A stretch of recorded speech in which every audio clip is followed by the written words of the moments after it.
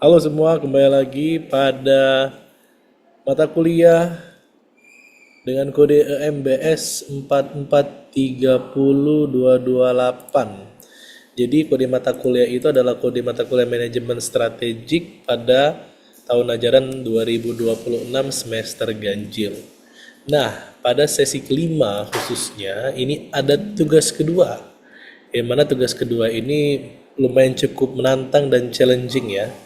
Nah, di sini saya akan menjelaskan tugas kedua tersebut, di mana tugas kedua tersebut kita sama-sama perlu pahami dan juga perlu pendekatan yang lebih dalam memahami apa instruksi tugas tersebut. Baik, sebentar lagi akan saya siapkan untuk tugas 2. Jika terlihat di layar rekan-rekan semua, di mana tugas 2 ini kita akan membahas PT Kopi Nusantara Jaya. PT Kopi Nusantara Jaya adalah bisnis kafe lokal di kota Anda yang memiliki di antaranya 3 cabang. Cabang A itu terletak di area kampus, terletak di 2 perguruan tinggi besar, dan juga ramai pada siang dan malam hari. Di mana pada kafe tersebut banyak mahasiswa yang menjadikan tempat ini sebagai lokasi belajar maupun nongkrong. Nongkrong itu artinya dia berbicara atau berbincang-bincang dengan satu sama lain sesama mahasiswa. Di mana pada cabang A ini persaingan cukup tinggi karena terdapat beberapa coffee shop modern dan waralaba nasional di kawasan sekitar lokasi. Baik, selanjutnya kita cabang B, yang dimana berada di kawasan perumahan. Lalu kawasan perumahan tersebut adalah perumahan yang menengah. Pelanggan didominasi keluarga dan pekerja. Di sini persaingan relatif rendah dibanding di area kampus, namun penjualan stabil, tetapi tidak terlalu meningkat secara drastis. Yang terakhir itu ada cabang C, yakni di pusat kota, di mana terletak di pusat bisnis dan perkantoran. Traffic sangat tinggi terutama pada jam kerja, namun pada malam hari traffic sepi karena sudah pada pulang ya tentunya. Banyak pesaing daripada premium dan brand nasional, lalu biaya operasional relatif lebih tinggi dibanding 2 cabang lainnya, baik itu cabang A dan cabang B. Nah, di sini PT Kopi Nusantara Jaya selaku manajemen perusahaan ingin mengevaluasi posisi masing-masing cabang untuk menentukan strategi pengembangan ke depan. Jadi di sini kita ada 4 pertanyaan ya. Bagaimana pertanyaan yang pertama adalah menganalisis pertumbuhan dari pasar, bagaimana tingkat pertumbuhan pasar di lokasi masing-masing, baik itu tinggi atau rendah, lalu menjelaskan indikator yang relevan ya, termasuk perkembangan kawasan, perubahan gaya hidup, pertumbuhan jumlah usaha sejenis maupun potensi pasar dari ketiga cabang tersebut. Lalu yang kedua adalah analisis pangsa pasar yang relatif, di mana bagaimana posisi masing-masing cabang dibanding dengan pesaing utama di lokasi tersebut, lalu apakah cabang memiliki pangsa pasar yang relatif mau tinggi ataupun rendah, dan kita harus memberikan argumentasi logis berdasarkan kondisi persaingan dan karakteristik daripada konsumen. Lalu pertanyaan ketiga adalah penentuan posisi dalam MP3, bukan lagu ya, tapi suatu teori.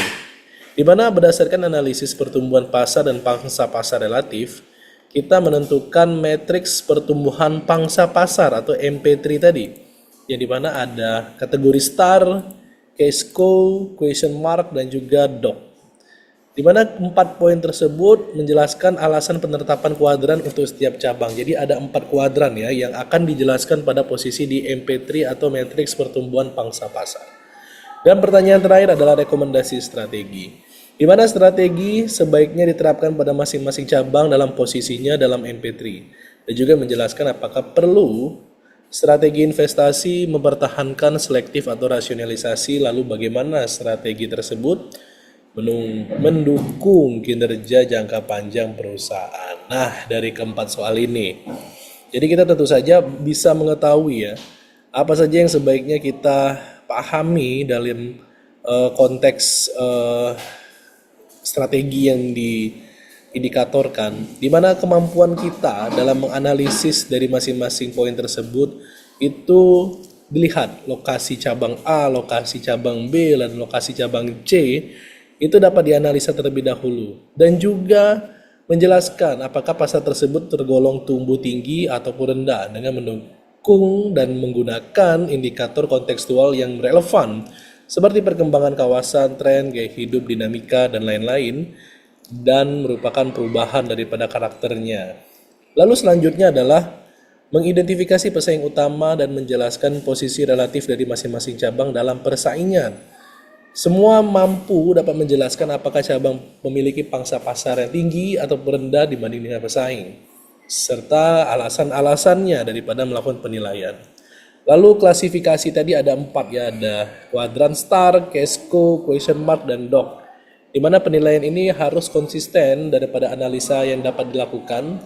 Nilai tinggi itu dapat dipahami ya dari keempat kuadran tersebut, bagaimana penentuan kuadran yang konsisten dan bagaimana penentuan kuadran yang tidak konsisten, dan juga bagaimana scoring daripada penentuan keempat poin kuadran tersebut. Lalu kita perlu memahami ya, dapat menjelaskan terkait dengan strategi yang diusulkan itu juga realistis, yang dapat didukung terkait dengan argumentasi dan dampak terhadap daya saing, profitabilitas, dan keberlanjutan daripada bisnis jangka panjang. Ya, memang dalam keempat soal ini kita membutuhkan analisa-analisa, sehingga dari analisa-analisa tersebut kita bisa mendapatkan skor yang maksimal, dapat menjawab dengan maksimal, sehingga skor yang kita harapkan adalah 100 poin. Demikian dapat saya jelaskan terkait dengan tugas 2, manajemen strategi. Saya harap dapat membantu rekan-rekan semua dalam menjawab soal. Demikian yang dapat saya sampaikan. Salam UT, sampai jumpa kembali. Wassalamualaikum warahmatullahi wabarakatuh.